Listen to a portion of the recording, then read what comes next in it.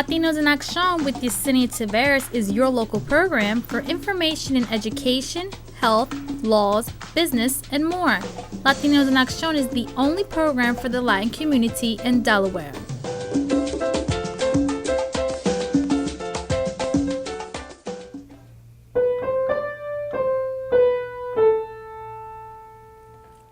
Welcome. I'm Yesenia Taveras, and today on Latinos in Acción con Yesenia Taveras, we'll be highlighting Latin musician artist Luis Menendez, who is highly regarded as a composer, educator, pianist, and conductor.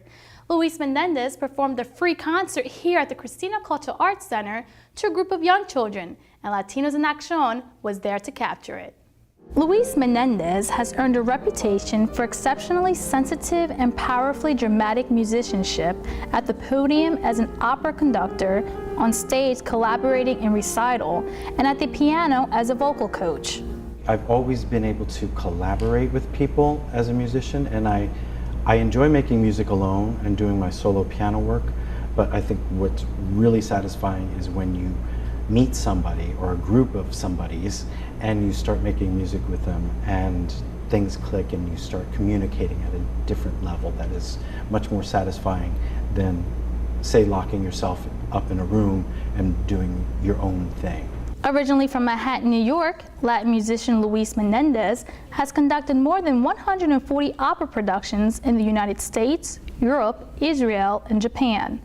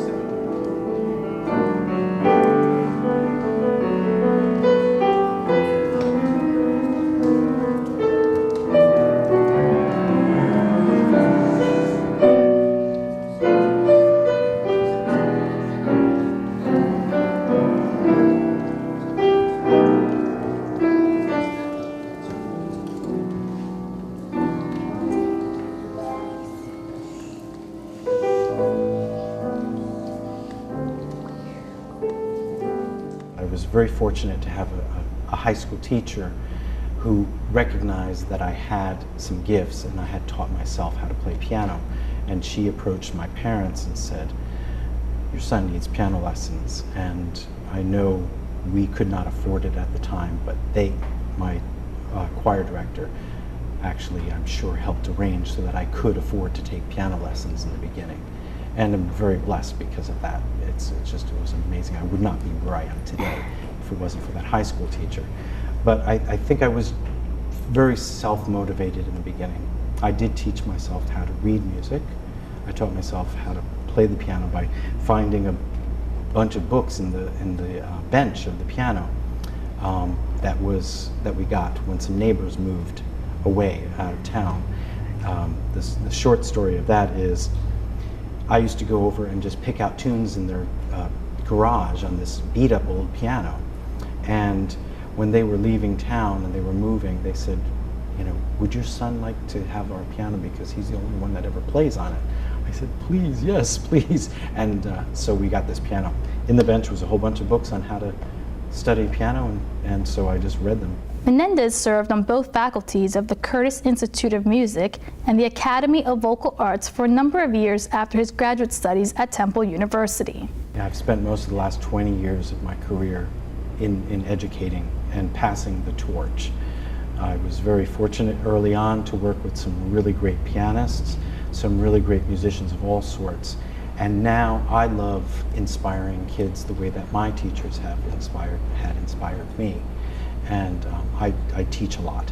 I go and do master classes. I've been involved in many summer festivals. I have some private students at home, and but I don't have a favorite. I can't say, well, I love opera more than this, or I love chamber music more than that, or I love solo music. It's all equal for me, and I like to compose too, so I have lots of different muses whispering in my ear.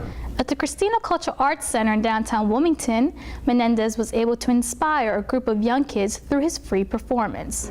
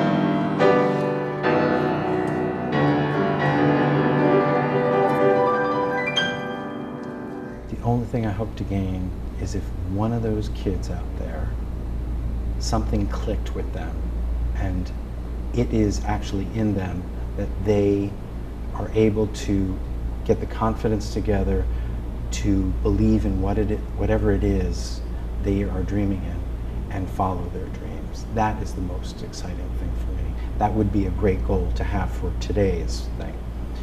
The other smaller, lower level of goals would be just to bring some sort of awareness to these young people that anything is possible today, still is. You don't have to be a snob you don't have to have money, you don't have to come from a cultured family to understand this music and to be an artist of any sort, whether it's painting or drawing or pottery or sewing or dancing. In a lot of elementary, middle, and high schools, students are not getting involved in the music industry. It could be learning a new instrument, singing. It's just that attendance has dropped remarkably over the past few years. What advice would you give to children that would encourage them to get involved? We are sitting in a very inspirational place right now. We're sitting at the Christina Cultural Arts Center in Wilmington, Delaware, and it's this kind of place that provides the petri dish, so to speak, for these germs of ideas and creativity to come together and grow. And I encourage young people and their parents more than the young people themselves, because not often do the young people pick up a phone book and try to find these places, but to seek these places out wherever they may be in whichever community and bring their children here. Let them make music and art and be creative with other kids their own age and kids that are older than them as well, because that they will find inspiration in that. I grew up personally in a very isolated area of northern New Jersey, in Sussex, New Jersey, and there were about 6 other students in my high school that were talented, but it was a small high school and it was hard. It was good for us to hang together and sort of be creative together. I wish we had a bigger place. I wish we had a Christina Cultural Arts Center there where more of us could have gotten together to create music and art of the future. And I think what they're doing here is fantastic. But my suggestion would be to have the parents seek these kinds of places out and allow their kids to take these classes. What role did music play in your childhood? I think for everyone, music and the arts serve as a different sort of energy source, for lack of a better term. There were parts of my childhood that were very difficult and very painful. And I know there are lots of children out there who have experienced similar pains and sufferings and for lack of better terms, abuse. For me, music was my peace of mind. It became my salvation, so to speak. And it became a place where I could believe in beauty and abundance and allow for room for possibility.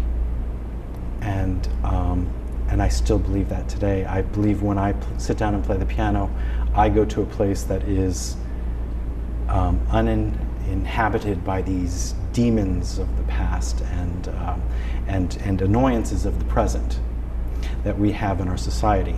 And I think today, of all times, children need this. Children need to know that there's more to life than the latest video on your iPod or your iPad or your this or your whatever the latest technological advances.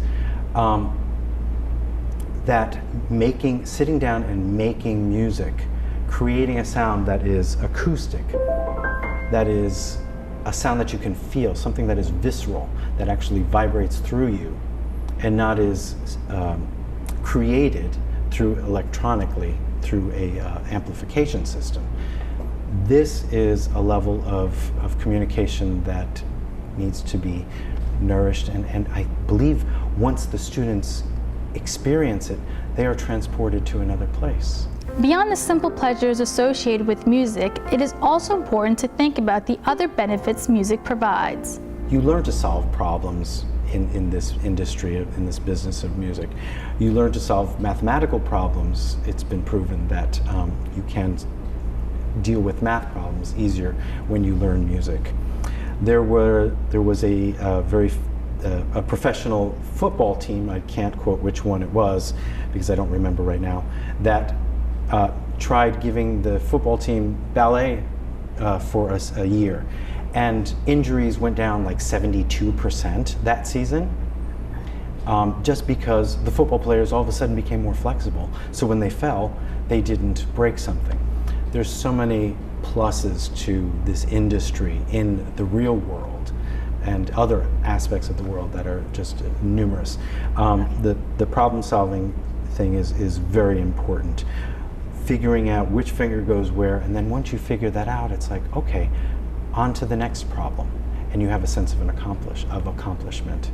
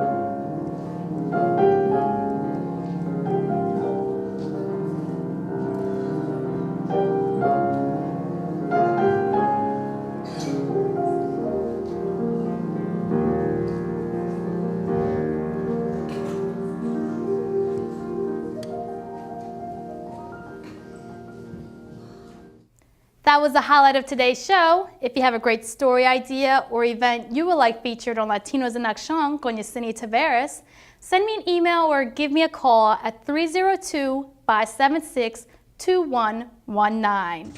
I'm Yesenia Tavares. Thank you for watching and have a great day.